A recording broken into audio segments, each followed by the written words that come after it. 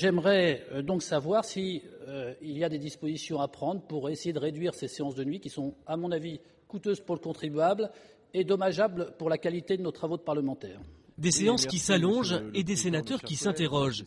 Avec près de 94 heures de séance depuis le 1er octobre, dont près de 10 heures au-delà de minuit, la Haute Assemblée ferait-elle dans la surenchère? Je ne veux pas supprimer les débats, mais je pense qu'ils peuvent être peut-être organisés différemment. Et alors, est-ce que ça coûte plus cher la nuit ou que le jour? J'en sais rien, mais j'ai posé cette question-là. Je dois vous dire qu'il n'y a pas de différence de coût entre une séance de jour et une séance de nuit depuis la réforme de l'année dernière.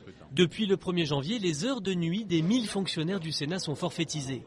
Auparavant, ces heures pouvaient coûter très cher au Sénat. En 2009, l'ancienne présidence avait ainsi décidé de lever la séance à 23h55. Le Sénat se vidait aux 12 coups de minuit et 140 000 € par heure de travail nocturne étaient ainsi économisés. Depuis l'annualisation, plus de problème. Mais une question demeure. Le travail de nuit nuit-il au travail des sénateurs? On n'arrête pas de faire des nuits. Sincèrement, on peut tout faire. Mais moi, je me suis retrouvé la semaine dernière à 4 heures du matin ici. Vous êtes plus frais. Pour la majorité sénatoriale, la réponse est claire. Il reste peu de temps pour siéger. On sait très bien qu'en plus cette année, ça va se finir fin février, la session, puisqu'il y a les élections.